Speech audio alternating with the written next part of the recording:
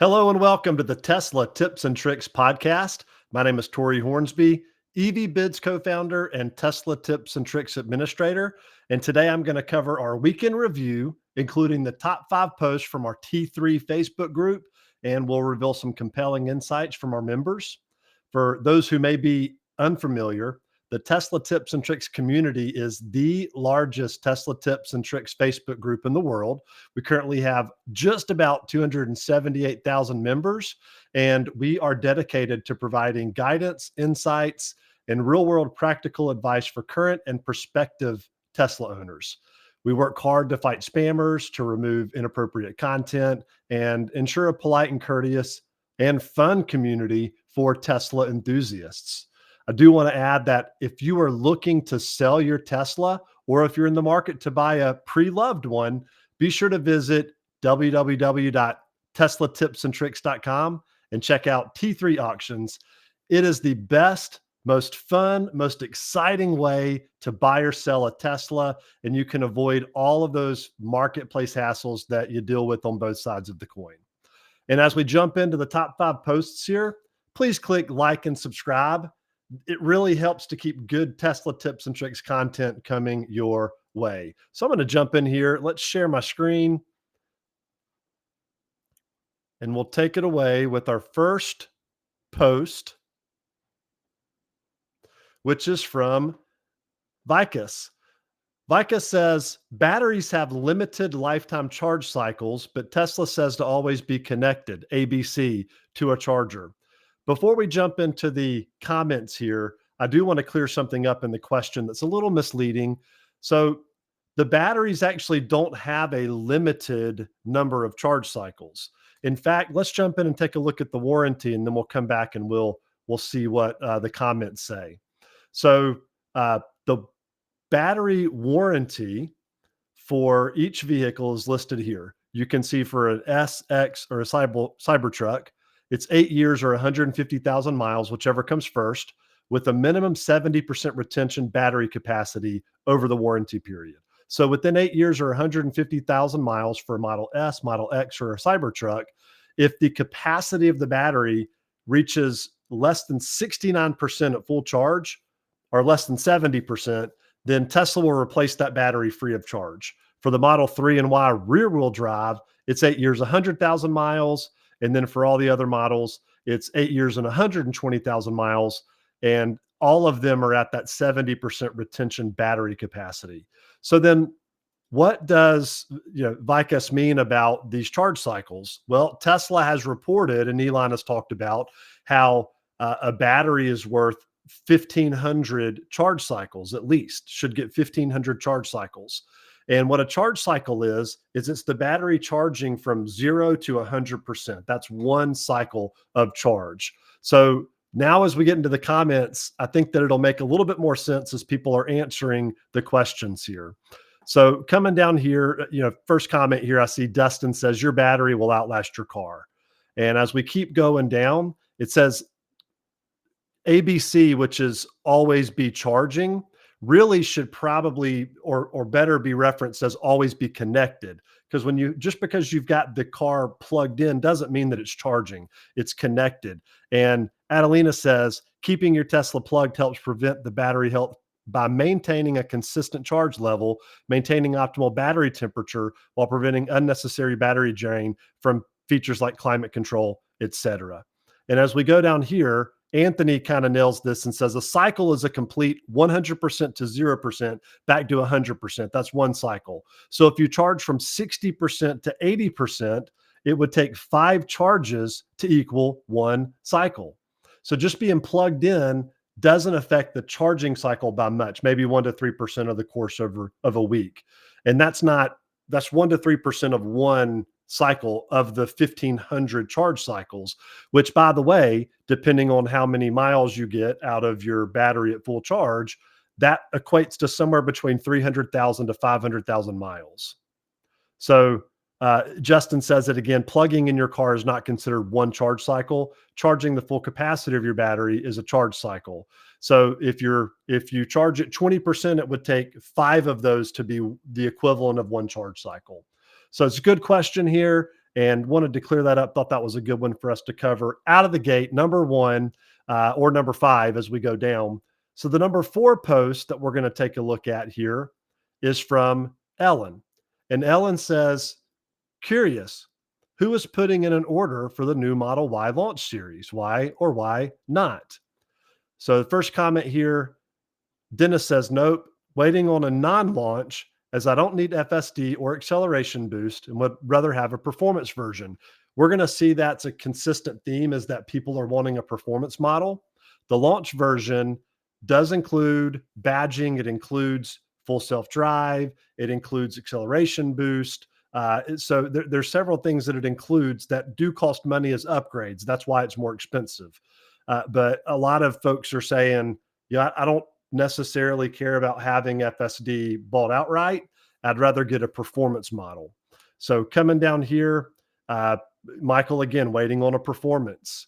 And Joe says, I have too many Teslas, so it's a no for me.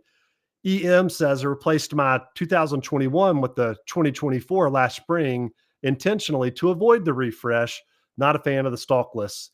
There are a lot of comments on the stalkless where the blinkers are on the steering wheel, and you can flash the lights on the steering wheel. Everything is there, but there are some complaints on the stalkless steering because as you're turning the car in a roundabout or something like that, you can't access the blinkers.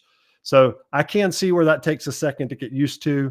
Having driven one, my current one does have a stalk, but having driven and spending some time in a stalkless, it takes a second to get used to. But after hundreds of miles, a few hundred miles, it just becomes a little bit second nature. At least for me, I just got used to it very quick. Coming down, we've got Dan who says, it's a hard pass. I'll buy the new Y once the normal models are released. And just coming down here a little bit more, Mako says, I did ASAP. It's my third Tesla. My first two have been flawless. I want FSD. I'm 73 and a half. The more refined ride and ventilated front seats are good for him. And then last year, Franz said, nope, not for me. I got mine last year at 1.99, and I'm going to keep it, the Model Y, until the Cybertruck has the tax rebate and a similar APR. Then I'll trade. So you can see some different feelings across the board there on who's going to get a Model Y launch series or why they're not going to get one. So moving down to the number three post of the week, we've got a good one from Cha-Cha. And what Cha-Cha says is that the main reason that they purchased a Tesla was the convenience of charging at home, saving trip to the gas station, mechanic shop for oil changes. All this works. He's good with that.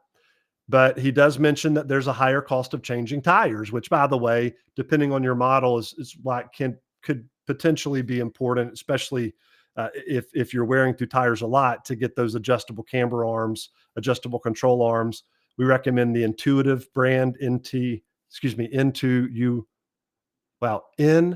number two ITIVE. So Intuitive.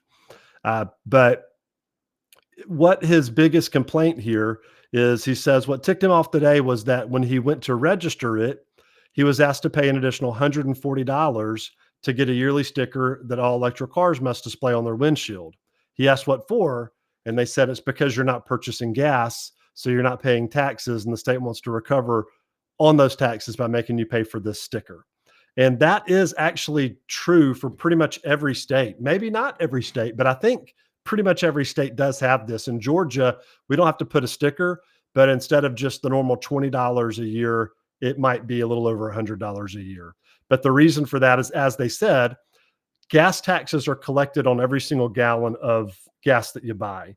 And it can be 35 to 55 cents, just depending upon the states. I think it might even be higher in some states out west per gallon. So it's a lot of money that you're paying. And those dollars go to repair roads. It goes to the Department of Transportation to keep our roads paved and in good repair, and to replace bridges, because you're essentially with an electric vehicle, you're not paying that, but yet you're still causing wear and using the roads. So they're going to recover that. So it makes sense to me. I hate that they charge that, but it's just one of those, it is what it is. But the comments below is that the beauty um, is that flat fee is not is doesn't matter how much you drive, you're paying the same amount. And he says you just have to look at the bright side of each situation. Doug says, like I mentioned, you're paying for the roads that you use. Uh, and then, somebody is mentioning here too, it's not a Tesla issue. Take that up with your state. And just going down some more, my state charges the same uh, with ICE vehicles. It's $60. Maybe they don't have a gas tax in that state. I'm not real sure where Paul is from, but it is interesting that it's the same for all vehicles. And Alabama's 200 and Texas 200. And Stan says, like I mentioned, you ever see how much gas taxes are? I'd rather pay a $140 flat fee than to be taxed an additional uh, EV use tax on electricity consumed. So he's saying instead of per gallon of gas, what if they charged us extra per kilowatt hour we charge the car? That would be crazy. So he'd rather pay the flat fee. So it's all in how you look at it, but it does make sense. I know here in Georgia, and we're not up north, and so the roads down here in the south tend to stay a little smoother, a little longer because we don't have the ice and the coldness and the salt on the roads as much to deteriorate the asphalt and concrete. But down here, the roads stay in pretty good repair in Georgia. And it's not perfect. There are potholes, there are issues sometimes, but that's one of those. If I'm not paying it, I'm using the roads, I still have the wear on the roads, I'm not paying it on a gas tax. It makes sense that I would pay that at a yearly tax when I register my car. At least that's my feeling. So moving on to the number 2 post here. This is by Jeff, and he says, here's a good one. What does everyone call the gas pedal now? And there's a lot of funny, comments here, and I'm sharing this one just in a little bit of light humor because that's something you don't think about. Is it's you call it the gas pedal, but it really in the manuals is called an accelerator pedal. But Dave says it's still the gas pedal to me. But my brother calls me out on it every time. He said I'm trying to switch to use the term throttle, although accelerator is what they say in the manual. And moving down here, throttle also relates to the workings of an internal combustion engine. So it's not even a throttle pedal at that point. Some Alex says it's just a pedal, accelerator pedal. I like Johnny said it's the go pedal. Ray says it's the skinny pedal. That's funny. Chad calls it a footrest. Dan says it's the zoomies plank. Bob says the accelerator. Frederick, the go button. Accelerator. I like this one. The accelerator, I thought that was a good one because, on a Tesla with the regen braking, when you let off the accelerator pedal, it does brake. So the accelerator, I think, wins it for me. But we got hyper pedal. We've got the eat my dust pedal. Let me see. There was one more I wanted to cover here. Oh, the go-go juice, the exhilarator. Acceleratrix. So there's just a couple of fun ones here. Wanted to cover that because it did get a lot of engagement. This one has 441 comments. So I thought that was great. Wanted to share some good humor and some fun with that one. And so moving on down here to the number 1 post of the week by Robin. She says, advice needed. Newly installed by professional electrician.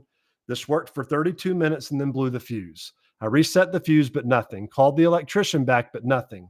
This unit has power, which was confirmed by the electrician, but no lights show from the unit. No answers from Tesla. What can I do? For those who are listening, this is showing a wall charger. It's a Tesla wall charger. And she's got a picture of it hanging on the wall with an electrician showing the right voltage coming in. And when I looked at my first thought here was that the wire gauge was too small. So I have my plug is powered by where I used to have 240 ran to a water heater, and it is a 30 amp fuse. So the very first time I plugged in my Tesla into this plug, it blew the fuse because it was trying to pull 50 amps or more. And so on your Tesla app, one cool thing, if you're ever having this problem of blowing fuses, what you want to do is, and I'll try to show this on the camera here, but for those of you who are not watching, is on the charging section of your car, you can actually control how much you want it to charge. And so let's see the charge stats here. I'm pulling it up on my app here. Well, actually, I may not. I just got home not too long ago. I may not have this plugged in. I got to go double check because I'm not seeing the charge slider. But normally, when I've got my Tesla plugged in and it's charging, there's a slider at the bottom, and you can do this in the Tesla as well, where you can control the amps. You can set the amps, and so the magic number for people is 29 or 30 amps. That doesn't overheat your normal 240-volt circuit. So my 30 amp circuit that was plugged in for my water heater, I just slide it. I've got mine set to 30 amps. It's not blowing the fuse again. But the amp restriction is actually based on the gauge of the wire, the size of the wire. So if you have a smaller wire, then if you try to run a lot of amps through it, it'll actually get hot. Even red hot, it can be hazardous and start a fire. That's why you have a breaker to stop that from happening. When it gets hot, it pops too. When it senses too many amps going through it breaks the breaker. So in this case, there is the right size gauge wire, from what I can tell, just looking at the picture. And then somebody posted this. I'll pull up more comments here. This screen here, and for those who are just listening to this on our podcast audio, I'll explain it to you. If you come in from the top, what the electrician did in their install is they came from the top and went directly down to the to where the wires screw in. And when you look at the instruction manual, it recommends routing the wires around the side and coming in from the bottom to avoid overheating. So you loop it around the side. If you come in from the bottom, then you would loop it around the side and go in from the top. And this is to ensure that there's less heat. So it looks like that wasn't followed on this install, and that might be why they're having the problem, because they will, once they're starting to get hot, it will stop working or blow the fuse. So a little tip there. That was the best tip on this. So just follow the recommended install, but that prevents wire overheat, which is what Hoy Shum said here. Kurt mentions it could be a bad charger. Sergey says, it says most likely a faulty wall connector, but the wiring is wrong. So you just get the electrician out and get them to take a look at it. Don't play with this if you aren't knowledgeable on electricity. 240 is nothing to play with. It can hurt you.